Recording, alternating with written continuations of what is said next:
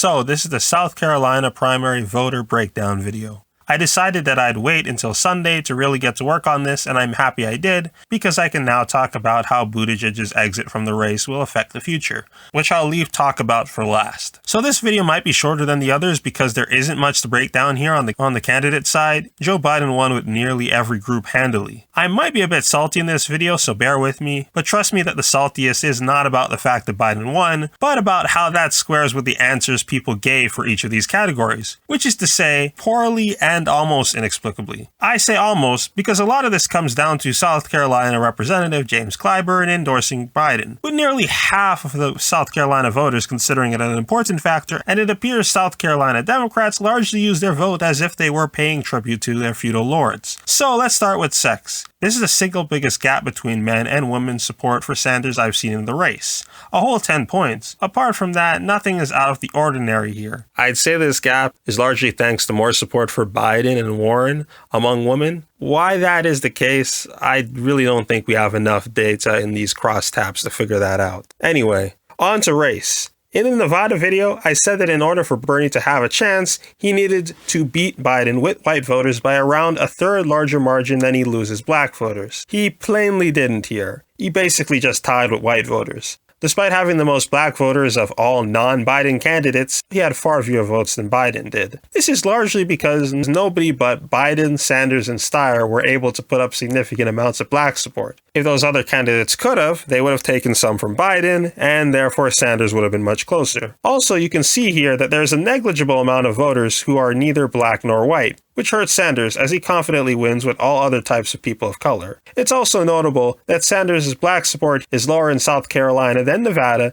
and there's the fact that Sanders' black support in the primary leads the field in national polls. Alright, now on to age. Now this breakdown shows the crux of the issue. Only 39% of voters in the South Carolina primary are under 45. There's no doubt whatsoever that this really hurts Sanders, as the numbers show here, but even then, he wasn't able to put up a strong victory with 30 to 44s as he was able to do in Nevada. The fact of the matter is, South Carolina is a state that skews older, and older voters, black or white, especially above 65, more or less refuse to support Sanders in any competitive numbers. I wish we had numbers on support by income in these exit polls, but we just don't. But I assure you that if we did, age would prove to be a stronger correlation than income in regards to Sanders support. Next, we go on to education, which acts as a proxy for class and income differences, which is why it's exceedingly telling that Sanders is only -2 between his support among college grads and non-college degree voters. The important thing to notice here is that Biden's advantage is much larger among non-college degree voters than with college graduates, and a lot of that comes down to the fact that Buttigieg and Warren were far weaker with non-college degree voters than they were with college degree voters. Also, if education is a proxy for income at all, I can assure you that Sanders' support is proportionally more higher income than Biden's support is in South Carolina, even though I'm sure Biden beat Bernie in both income groups. Now, onto party self-identification. Biden had a huge victory among self-identified Democrats. He took up so much that Warren's traditional higher support among Democrats and independents just doesn't show here at all. In fact, everyone but Biden in the top 6 virtually ties their support among Democrats and independents or does better with independents. This was a case of Democratic machine politics rallying people behind the candidate that they wanted. For ideology, we get the usual, but with Sanders much weaker than normal. His support is strongest with the more progressive types, but weaker with moderates. The disappointing thing here, though, is that Biden still wins all groups by comfortable margins. Here, though, we see that moderate or conservative voters make up a far larger portion of the Democratic electorate in South Carolina than they do in any of the previous 3 states. Now, here's a new question, asking if people are military or non-military. Biden, of course, wins both groups, but does weaker with non-military, largely because everyone but Sanders does better with non-military voters, though Sanders ties or does slightly better with South Carolina military voters than he does with non-military. As much as a wash as it appears to be here, this will actually be an important category for a state like Virginia. Now, the frequency of religious service attendance is also the usual. Biden wins a flat-out majority of those who go once or more a week, and in the case of South Carolina, that makes up nearly half of the Democratic primary electorate. The gap gets slightly closer looking at those who only go occasionally. He flat-out wins those who never go, which is very much a small minority. Yeah, so here we go with most important issues, and this is where I start getting a bit salty. Foreign policy is interestingly not the question here. In this case, it's been replaced by race relations, in which Biden does his best with 51%. Now, one might wonder how on earth someone could rationally come to the conclusion that Biden, with his record on mass incarceration of people of color, particularly African Americans, opposing school integration, and in the case of this primary, simultaneously putting up losing turnout with both white and Hispanic voters. The mistake you're making here, though, is assuming that rational decision-making is happening here at all. It's simple. He was the vice president of the first African American president. Despite the fact that it's leaked that Obama told Biden that he shouldn't bother run, that glow is enough to make Biden the candidate of race relations to this 17% that considers that their most important issue. It's not rational, but hey, what can you say? As for healthcare, that's the issue most commonly picked as the most important issue here.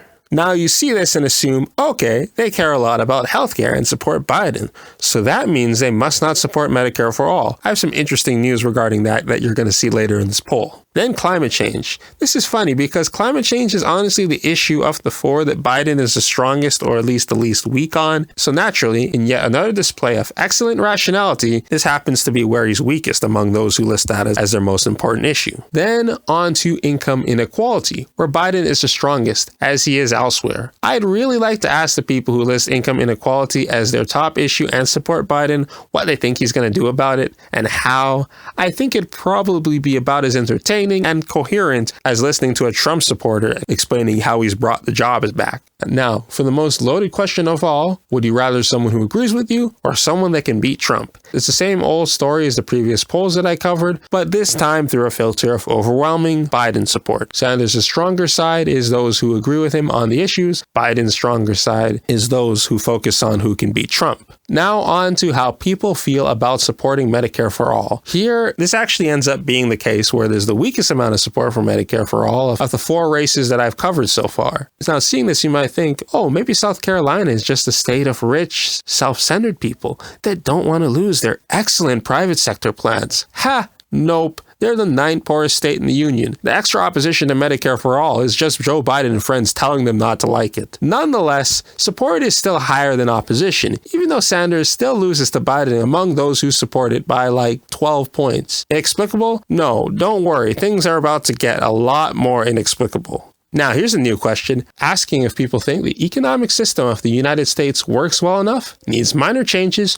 or needs a complete overhaul. You really need to take in what you're about to see. Now, I'd tell you that practically, if Joe Biden were to become president, he never garnered much momentum to change things in any positive direction, assuming he would even want to. More realistically, he'd just end up cutting a grand bargain with Republicans, which would see massive cuts to Medicare, Medicaid, and Social Security. I'd say that most of the boomers had it coming were it not for the fact that the cuts would probably be smart enough to avoid hurting the currently elderly, just the future elderly. Also, there's the fact that chances are, even if the cuts did affect them, most would lack the ability to trace the fact back to the cause, as is suggested by the next thing I'm going to talk about here. In theory, Biden is the candidate of minor change based on his platform, even if he'd be in practice keeping things the same or making them worse. So he wins the group that picks minor change, which makes up 35% of the Democratic South Carolina primary electorate. Wait, 35%? Where's the rest of the people? Oh, the people that think that the U.S. economic system needs a complete overhaul are 54% of the South Carolina Democratic primary electorate. And 45% of that 54% think Joe Biden is the man to do it. The guy who on tape said that nothing would fundamentally change if he were president to a room of big donors and attacks every plan of Sanders, or for that matter,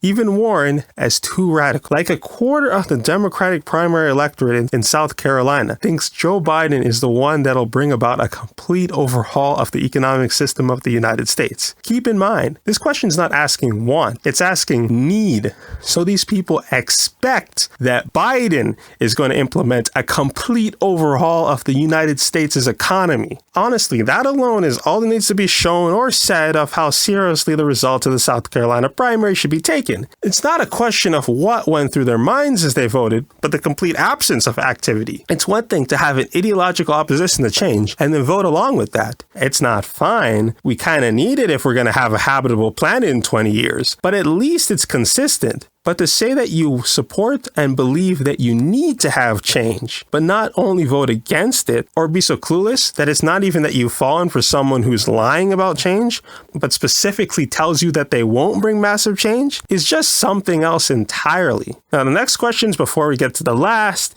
is asking if people were favorable or unfavorable for each major candidate. The most important thing to take away here is that only Amy Klobuchar and Bloomberg have negative favorabilities, but Bloomberg's negative favorabilities is massive. Also, Sanders does better with people when they're unfavorable of another candidate rather than favorable, with the exception of Elizabeth Warren. It appears that despite all the backbiting, Sanders supporters in the general population haven't really turned on Warren, even though she and her campaign will constantly cry about that. Now, on to when people decided. Here, Biden has a small advantage with those who decided before the last few days, but all those last few days really show is that the Jim Clyburn endorsement really blew this out of the water for him. Anyway, that's it for this voter breakdown. Sorry for the salt. For the record, while I think this victory helps Biden, I still think it will be a winning Super Tuesday for Sanders. I just think that it won't be one that seals the nomination. Just seals that Sanders will get into the convention with a delegate lead. But I worry that it might not be a majority and only a plurality. This is particularly worsened by Buttigieg dropping out on Sunday and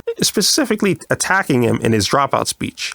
I worry that him dropping out could push Biden, Warren, and or Bloomberg into viability in California, meaning Sanders not getting all of the 144 California delegates that are available at the statewide level. And it could cost Sanders some southern states that he had a good shot of beating Biden in, though I still think Texas and California will still be wins, California being a massive win. I also don't think that Buttigieg's support will split as uniformly around everyone but Bernie as is often assumed. There's also the fact there's a reason a lot of these voters went to a no-name centrist mayor rather than Joe Biden. And I'm telling you, there are older voters who think they're showing support for youth by supporting Buttigieg, and this might be the opportunity for them to be made aware of the fact that the youth are actually supporting Sanders. Anyway, that's it until after Super Tuesday. Please like, comment, share, subscribe, click the notification bell, and check out the other videos on this channel.